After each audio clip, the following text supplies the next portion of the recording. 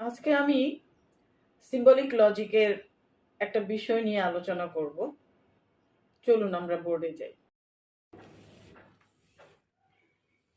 আজকে আমরা সিম্বলিক লজিকের সত্যমান নির্ণয়ে সমমানিক বচন বা ইকুইভ্যালেন্ট প্রপোজিশন নিয়ে একটু কথা বলবো। আমরা এক্সাম্পল দিয়ে ফেলি। যে প্রথম এক্সাম্পলটাতে দেখেন, এটি একটি ত্রিভুজ যদি এবং একমাত্র যদি এটি তিনটি সরল রেখা দ্বারা বেষ্টিত সমতলিক ক্ষেত্র হয়। খেয়াল করবেন, এখানে কিন্তু যদি এবং কেবল যদি বা যদি এবং একমাত্র যদি এই ধরনের অবস্থা যখন কোনো বচনে থাকে তখন সেই বচনকে কিন্তু সমমানিক বচন বলে। তাহলে এটি একটি ত্রিভুজ, এই অংশটাকে পি, যদি এবং একমাত্র যদি একে ইকুইভ্যালেন্ট, এটি তিনটি সরলরেখা দ্বারা বেষ্টিত সমতলিক ক্ষেত্র হয়। এটাকে আমি কিউ দ্বারা সিম্বলাইজ করলাম। 2 নাম্বার উদাহরণে দেখেন, করিম পরীক্ষায় পাশ করবে যদি এবং কেবল যদি করিম মন দিয়ে লেখাপড়া করে। করিম পরীক্ষায় পাশ করবে পি, যদি এবং কেবল যদি ইকুইভ্যালেন্ট করিম মন দিয়ে লেখাপড়া করে, এই অংশটুকু হলো কিউ।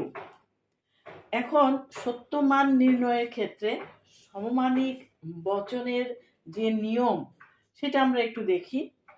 পি ইকুইভ্যালেন্ট কিউ সত্য হবে, অর্থাৎ পি ইজ ইকুইভ্যালেন্ট কিউ কখন সত্য হবে? যদি পি এবং কিউ একই সাথে সত্য বা একই সাথে মিথ্যা হয়। অর্থাৎ পি এবং কিউ যদি একই সাথে সত্য হয় তাহলেও টি হবে, পি এবং কিউ যদি একই সাথে মিথ্যা হয় তাহলেও টি হবে। আর মিথ্যা হবে কখন? যদি একটির মান সত্য এবং অপরটির মান মিথ্যা হয়। অর্থাৎ সমমানিক বচনের ক্ষেত্রে অনেকগুলো টি আছে, কিন্তু একটা এফ যদি থাকে তাহলে কিন্তু পুরো বচনটা এফ হয়ে যাবে। আমরা একটু নিচে দেখি, P is equivalent Q, P এর মান টি, কিউ এর মান টি ইজ ইকুয়াল টি।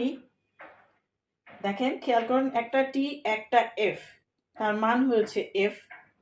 আবার একটা এফ একটা টি, তার মানও কিন্তু হয়েছে এফ। আর দুটাই এফ যখন, তখন দেখেন তার মান হয়েছে টি। তাহলে নিয়মটা হলো কি, যে পি এবং কিউ যদি একই সাথে সত্য হয় বা একই সাথে মিথ্যা হয় তখন তার মানটা হবে টি। আর যদি একটা অংশ মিথ্যা আর একটা অংশ সত্য হয় তখন তার মান হবে মিথ্যা। আপনারা বারবার দেখতে থাকবেন, বারবার দেখলে এবং বারবার প্র্যাকটিস করলে আস্তে আস্তে আপনারা এটা বুঝতে পারবেন।